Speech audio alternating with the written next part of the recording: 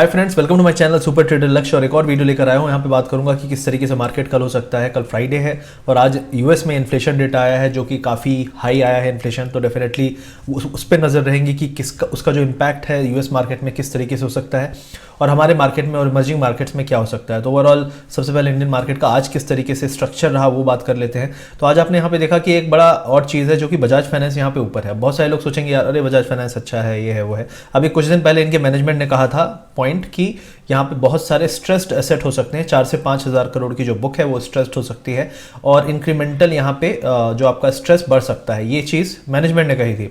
और आज क्या हुआ ऐसा कि ये स्टॉक ऊपर गया। आप देख सकते हैं यहाँ पे कि bank of America Merrill Lynch जो है आपकी, उसने इसको बूस्ट किया, मतलब इसको अपग्रेड किया एक तरह से कि अरे ये बहुत अच्छी कंपनी है, ऐसा वैसा जो भी।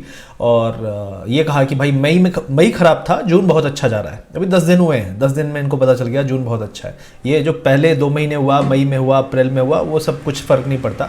तो ये हो रहा है, मतलब ये बहुत सारा आप देखेंगे मार्केट में इस तरह से कंपनीज आएंगी। सबसे पहली चीज़ है कि क्या 2019 में जो बिजनेस था उसके कंपैरिजन में 2020 में बहुत अच्छा इंप्रूवमेंट आया और 2020 के कंपैरिजन में क्या 2021 में बहुत अच्छा इंप्रूवमेंट आया, ये सबसे बड़ी देखने वाली बात है। तो आपने ये देखा सिर्फ एक ही चीज़ में बढ़त हुई है, वो है आपके स्ट्रेस्ड एसेट पिछले 1.5-2 साल में। और वो स्ट्रेस्ड एसेट को आप होप में डाल के, होप के बस्ते में डाल के आप ये बात कर रहे हो कि पिछले महीने खराब था, इस महीने बेटर है। स्टॉक प्राइस 1600 का था, आज 6000 का है। तो 1600 से 6000 आ गया। वो कंपनी जिसमें अभी आगे कितना सारा स्ट्रेस्ड एसेट आने वाला है इसके बारे में कोई चर्चा नहीं करेगा। एक और बहुत अच्छी चीज़ इस मार्केट में चल रही है फिलहाल के समय कि हर आदमी इकोनॉमिस्ट बन चुका है और हर आदमी वॉरेन बफेट बन चुका है। Because whatever he picks just rockets, right. हर आदमी झुंझुन वाला बन चुका है, जो स्टॉक खरीदता है ऊपर जाता है। और एक्चुअली आप एक और चीज़ देखेंगे, झुंझुन वाला जो स्टॉक खरीदता है उसको बहुत तगड़े से पूरे मार्केट में और मीडिया में बजाया जाता है उसका बैंड, ताकि लोग भी उसके पीछे पीछे भागे। तो आप किसी को बिलियनियर बना और डबल बिलियनियर बनाने के लिए पब्लिक ही अपना पैसा झोंक रही है। और इसको कहते हैं कि जो हॉट मनी है, जो ये रिटेल का कैपिटल है, ये बहुत ही ज़्यादा मार्केट को एक गेम कैसीनो की तरह बना रखा है। और ये बर्कशायर हाथवे ने अपने एनुअल जो उनका जो रिपोर्ट आती है उसमें उन्होंने ये मेंशन किया है कि जो रिटेल फ्रेंजी चल रही है ये बहुत ही ज़्यादा खतरनाक है और लोग कैसीनो की तरह जैसे डाला, अरे हाँ बढ़िया है, 100 का 200, 200 का 800, ये सब चल रहा है। और ये चीज़ जो है मार्केट को बहुत बुरा पेन, ऐसी चीज़ दे सकती है जो लोगों ने उम्मीद भी नहीं की होगी, क्योंकि रिटेल फ्रेंजी ही थी 2007 में भी। तो ये वॉरेन बफेट ने कहा है, उनकी कंपनी के रिपोर्ट में आया है, मैं नहीं कह रहा हूँ। तो बहुत सारे लोग फॉलो करते हैं तो शायद वो रिपोर्ट जाके पढ़ेंगे। तो ये चीज़ मैं बात करना चाहता हूँ। बजाज फाइनेंस में जो चीज़ है आप समझ सकते हो कि रेटिंग, कोई भी कंपनी आके, कल को एक जेफरी करके थी जिसने रिलायंस के बारे में कुछ कहा था, रिलायंस रॉकेट हो गया था। इन कंपनी की क्रेडिबिलिटी इतनी है कि ये सिर्फ लोगों को, मतलब ये स्टॉक्स को मैनिपुलेट करने में बहुत माहिर हैं और इंडिया में ये कर पाते हैं क्योंकि इंडिया में इनकी रेटिंग डिग्रेटिंग जो भी करने के बाद मीडिया इनको बहुत तेज़ी से मतलब हल्ला करता है इनके बारे में, अरे इसने ऐसा बोल दिया, उसने ऐसा बोल दिया, जबकि इनकी विदेश में कोई इज्जत ही नहीं है। सही बताऊं तो वहाँ पे ये लोग दिन सुबह शाम यही करते रहते हैं, कोई इससे फ़र्क नहीं पड़ता है। तो ये चीज़ फ़र्क है इंडियन मार्केट में कि यहाँ पे आपको दिखा दिया जाता है कि यार ऐसा किसी ने बोला है, किसी ने बोला है, कौन है वो, नथुलाल पता नहीं। तो ये चीज़ आप थोड़ा संभल के रहिए। इस तरह बहुत सारे स्टॉक्स में आपको कोई भी ऐरा गैरा नत्थु खैरा आएगा। रेटिंग एजेंसीज ये वो अपना नाम, ये रेटिंग एजेंसीज यूएस के डेट को आज तक डाउनग्रेड नहीं कर पाई, ठीक है। S&P ने बहुत पहले किया था, उसके बाद पूरे मार्केट में कोहराम मच गया था, उसके बाद आज तक नहीं हुआ। जबकि आज यूएस का डेट रिकॉर्ड से रिकॉर्ड पे चला जा रहा है। इकोनॉमी कहाँ जा रही है पता नहीं, यूएस और वर्ल्ड वाइड यही चल रहा है। तो ये जो रेटिंग एजेंसीज हैं मोस्ट ऑफ द टाइम्स ये कम ही ऐसा है कि एक्शन लेती हैं जिस तरह का एक्शन लास्ट टाइम इसने डाउनग्रेड कर लिया था यूएस में। और इंडिया में तो आप जानते ही हो कि बड़ा मुश्किल है और ऑलरेडी हम जंक रेटिंग के जस्ट अबव हैं। और इस हालत में फिस्कल डेफिसिट 9.5, 10.5, जीडीपी 8.3 जो है वो भी comparison with the low base. तो ये सब चीज़ें आपको ध्यान देना पड़ेगा। अब हम यहाँ पे देख लेते हैं सबसे पहले कि यूएस मार्केट में क्या चल रहा है। तो यूएस मार्केट जो था, इन्फ्लेशन का डेटा बहुत हाई आया है, तो ऊपर खुला, उसके बाद नीचे आया, अभी थोड़ा सा बाउंस आया है। ओवरऑल इन्फ्लेशन बढ़ेगा तो सीधी सी बात है कि रेट हाइक करने की चर्चाएँ बढ़ेंगी। और ये क्लियर कर दिया गया है जेनेट येलन जो ट्रेजरी सेक्रेटरी है कि वो लोग डॉविश नहीं रहेंगे। डॉविश मतलब है कि आप रेट हाइक की बात ना करो, आप ये लूज मॉनेटरी पॉलिसी की, भाई खूब पैसा है आराम से सब ऐश करो, ये नहीं रहेगा। और रेट हाइक करना एक ज़रूरत भी है और अच्छा भी है इकोनॉमी के लिए, क्योंकि इकोनॉमी में इन्फ्लेशन जो है बहुत तेज़ी से बढ़ रही है और 12, 13, 14 साल के हाई पे चल रही है। तो ये चीज़ आपको ध्यान देना है कि अगर थोड़ी सी भी कमेंट्स आते हैं, क्योंकि इसके बाद नॉर्मली यूएस में हर आदमी रिएक्ट करता है, तो फेड के गवर्नर और जेनेट येलेन जो रिएक्ट करेगी उसके बेस पे यहाँ पे मार्केट में मूवमेंट दिख सकता है। वैसे भी आपने देखा आज खुला था कहाँ पे 34,700, तो आप यहाँ पे देख सकते हैं कि हाई से काफ़ी बड़ा डिप आया था, अभी थोड़ा सा बाउंस चल रहा है। तो इस पर नज़र रखिएगा कि अगर आज ये रेड में गया और ये रेड में क्लोज हुआ तो ये दिखाएगा कि ओवरऑल प्रॉब्लम शायद हो सकती है अगले हफ्ते, तो इस हफ्ते नहीं लेकिन अगले हफ्ते के लिए आपको इस पे नज़र रखनी पड़ेगी। उसके अलावा ये इमर्जिंग मार्केट ETF है जिसके बारे में हमेशा बात करता हूँ, इसको ट्रैक किया करिए। ये बहुत ही एक अच्छा साइन है कि इंडिया में क्या होने वाला है, एशिया में क्या होने वाला है। ये अभी ऑल टाइम हाई के पास चल रहा है, लेकिन ये पहले मूव होता है, इंडियन मार्केट में मूव बाद में आता है। तो अगर ये आपका ऊपर से नीचे की तरफ आने लगता है तो उसके 1-2 दिन बाद आप इंडियन मार्केट में भी आप देखेंगे कि सेलिंग आती है। तो इसको जो लोग ट्रैक नहीं करते हैं तो कर सकते हैं। उसके अलावा ब्लूमबर्ग की भी हेडलाइन है, आप देख सकते हैं consumer prices in US top forecast से भी ज़्यादा हाई इन्फ्लेशन आई है और इन्फ्लेशन कंसर्न वहाँ पे प्रॉब्लम कर सकता है। इसके अलावा हम देख लेंगे यहाँ पे कुछ स्टॉक्स के बारे में। सबसे पहले आईटीसी ले लूँगा, तो आईटीसी फिलहाल के समय फिर से हमारे एक सेफ जोन के नीचे आ गया है, कोशिश करेगा, देखते हैं क्या करता है। कोशिश की 210 के ऊपर जाता है, नहीं जाता है। ओवरऑल आप देखेंगे कि 207 लो था, लेकिन समहाउ संभाला है यहाँ से, और अगर फिर से हम 210, 211 के ऊपर आते हैं तो ये एक अच्छा साइन होगा और फिर से सपोर्ट के इसको सपोर्ट की तरह एक्ट करने लगे, ना कि रेजिस्टेंस की तरह, तो ये एक अच्छा होगा। और ओवरऑल हम एक और चीज़ देखेंगे कि यहाँ पे आपको एक बॉटम बनता हुआ दिखना चाहिए, इस एरिया में बॉटम बनता दिखना चाहिए। अगर ये यहाँ पे बॉटम बनाता है तो ये अच्छा साइन होगा आगे के लिए।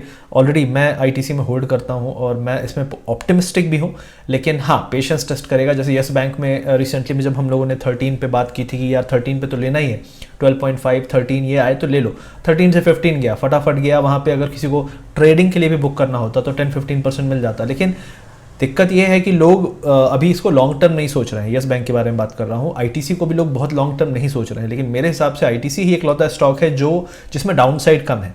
अगर आप मार्केट में देखें कि जो एक्स्ट्रा पैसा है वो निकलेगा तो मार्केट में करेक्शन आएगा, जब वो करेक्शन आएगा तो एक्स्ट्रा पैसा आईटीसी में नहीं आया है, तो ITC has lot of chance to go up. लेकिन बाकी आप कह लो कि स्टील सेक्टर में या फिर अदानी स्टॉक्स में या फिर बैंकिंग में बहुत एक्स्ट्रा पैसा है, जो लेवरेज्ड मनी है वो वापस जाएगी, तो वहाँ पे 10 से 20% की दिक्कत आ सकती है।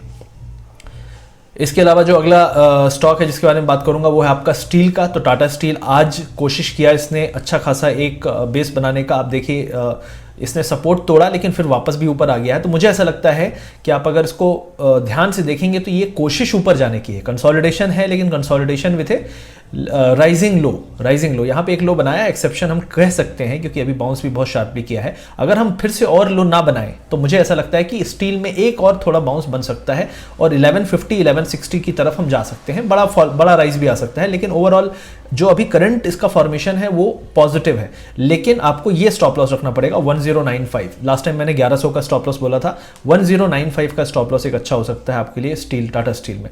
उसके अलावा जो अगला स्टॉक है रिलायंस। तो रिलायंस देखिए आपको इसको यूज़ किया जा रहा है बस उसके लिए मैनिपुलेशन के लिए।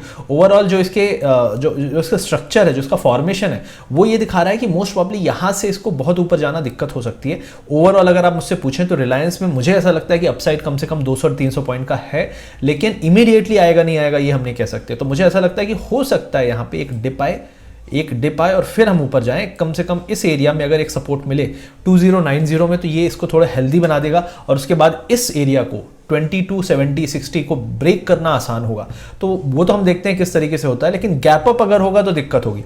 इसको थोड़ा नीचे आके अगर ये एक अच्छा फॉर्मेशन करता है पैटर्न का तो वो हमारे लिए एक पॉसिबिलिटी अच्छी हो जाएगी अपसाइड के लिए। उसके अलावा हम निफ्टी बैंक निफ्टी देख लेते हैं। तो निफ्टी में हमने एक बहुत प्यारा फॉर्मेशन यहाँ पे दिया है। हमने पहले इसको ब्रेक किया सडनली और फिर इसके ऊपर हम आ गए, अभी हम इसके ऊपर सस्टेन कर रहे हैं। अब आपके लिए स्टॉप लॉस है 700। तो 700 के ऊपर जब तक है तो कोई दिक्कत नहीं है। 700 के नीचे अगर आया तो आपका ये हो जाएगा लोअर हाई का फॉर्मेशन और फिर इसमें दिक्कत आ जाएगी। तो लोअर हाई बनाने लगेगा, फिर लोअर लो भी बनाएगा। तो डेफिनेटली अभी आपके लिए रेफरेंस 570 का है जो रिसेंटली में लो बनाया था, और जो अभी करंटली आपका सपोर्ट है 700 पे। मतलब 700 690 अगर तोड़ा तो फिर ये एक फॉर्मेशन लोअर हाइज का स्टार्ट हो जाएगा, जो कि एक डाउनवर्ड ट्रेंड को प्रेडिक्ट करने लगेगा और 450 पहला टारगेट होगा। उसके अलावा आपका 270 है जो मेरा एक टारगेट है, जहाँ पे ये जाके मुझे लगता है कि जहाँ पे जाके ये कोशिश कर सकता है अगले अपसाइड के लिए कोशिश कर सकता है, एक पॉसिबिलिटी की बात कर रहा हूं मैं।